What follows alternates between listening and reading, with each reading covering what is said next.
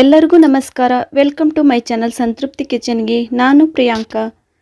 ಇವತ್ತು ನಾನು ನಿಮಗೆ ಉತ್ತರ ಕರ್ನಾಟಕ ಸ್ಪೆಷಲ್ ಕೊಬ್ಬರಿ ಕಡ್ಡಿ ಮಾಡೋದನ್ನು ತೋರಿಸ್ಕೊಡ್ತಾ ಇದ್ದೀನಿ. ಮಕ್ಕಳಿಂದ ಹಿಡಿದು ಹಿರಿಯರವರೆಗೂ ಇಷ್ಟವಾಗುವ ಈ ಕೊಬ್ಬರಿ ಕಡ್ಡಿನ ಹೇಗೆ ಮಾಡೋದು ಅಂತ ನೋಡ್ಕೊಂಬರೋಣ ಬನ್ನಿ. ಮೊದಲಿಗೆ ಕೊಬ್ಬರಿ ಕಡ್ಡಿ ಮಾಡಲು ಏನೇನು ಸಾಮಗ್ರಿಗಳು ಬೇಕು ಅಂತ ನೋಡ್ಕೊಳ್ಳೋಣ.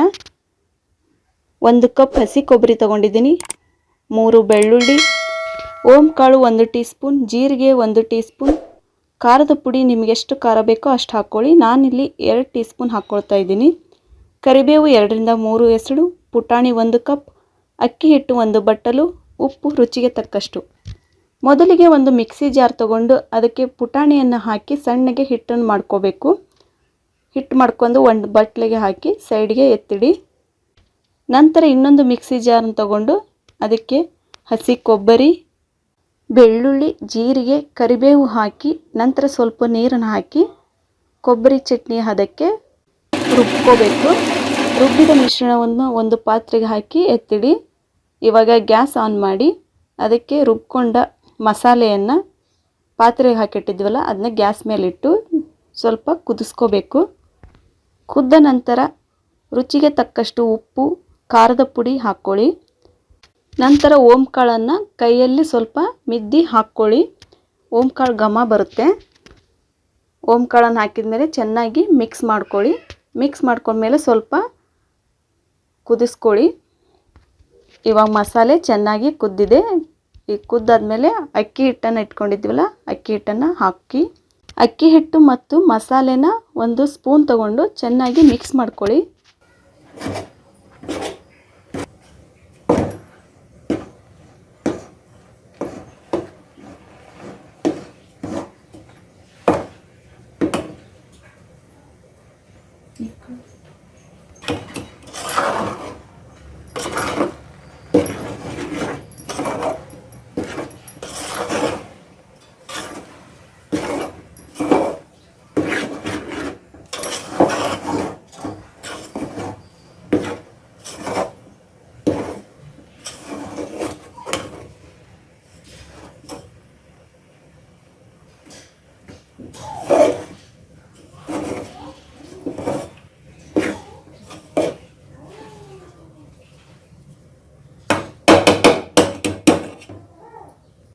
ಮಿಕ್ಸ್ ಆದ ನಂತರ ಸ್ವಲ್ಪ ಹೊತ್ತು ಬೇಯಿಸ್ಕೋಬೇಕು ಅಕ್ಕಿ ಹಿಟ್ಟನ್ನು.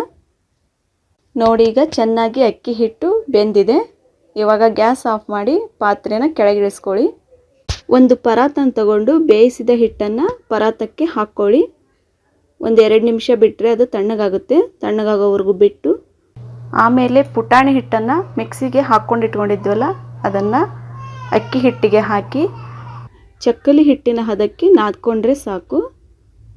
ನೋಡಿ ಈಗ ಚೆನ್ನಾಗಿ ನಾದ್ತಾ ಇದ್ದೀನಿ. ಇವಾಗ ನಾದ್ಕೊಂಡು ಇಲ್ಲಿ ಹಿಟ್ಟಿಟ್ಟಿದ್ದೀನಿ ನೋಡಿ, ಈ ಥರ ಆದರೆ ಸಾಕು. ಸ್ವಲ್ಪ ಹಿಟ್ಟನ್ನು ತಗೊಂಡು ಚಪಾತಿ ಮಣೆ ಮೇಲೆ ಇಟ್ಟು ಉದ್ದನೆಯಾಗಿ ಉದ್ದಬೇಕು. ನೋಡಿ ಇವಾಗ ಕಡ್ಡಿ ಥರ ಆಗಬೇಕದು.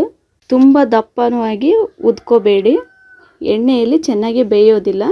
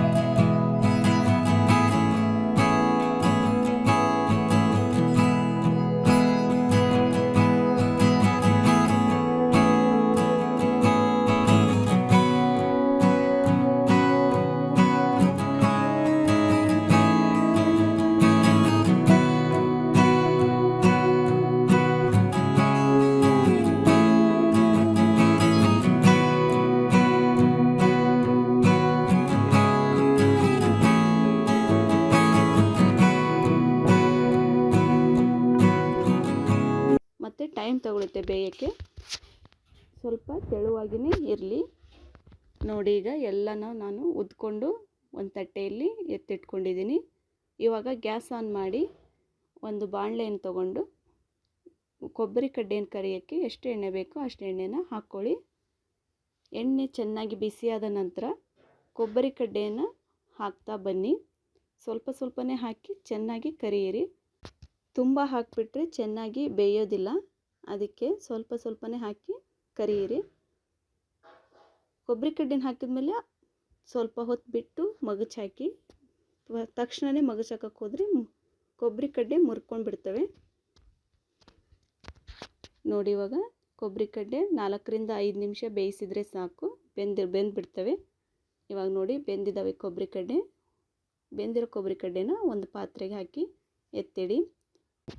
ನೋಡಿ ಕೊಬ್ಬರಿ ಕಡ್ಡೆ ಎಷ್ಟು ಚೆನ್ನಾಗಿ ಬಂದಿದ್ದಾವೆ ಅಂತ. ಸಂಜೆ ಟೀ ಜೊತೆ ಸ್ನ್ಯಾಕ್ಸ್ಗೆ ಚೆನ್ನಾಗಿರ್ತವೆ. ನೀವು ಟ್ರೈ ಮಾಡಿ. ಈ ರೆಸಿಪಿ ನಿಮಗೆ ಇಷ್ಟ ಆದರೆ ಲೈಕ್ ಮಾಡಿ, ಶೇರ್ ಮಾಡಿ, ಸಬ್ಸ್ಕ್ರೈಬ್ ಮಾಡಿ. ಈ ರೆಸಿಪಿನ ನೀವು ಮನೆಯಲ್ಲಿ ಮಾಡಿ ಹೇಗಿತ್ತು ಅಂತ ಕಮೆಂಟ್ ಬಾಕ್ಸಲ್ಲಿ ತಿಳಿಸಿ. ಬಾಯ್.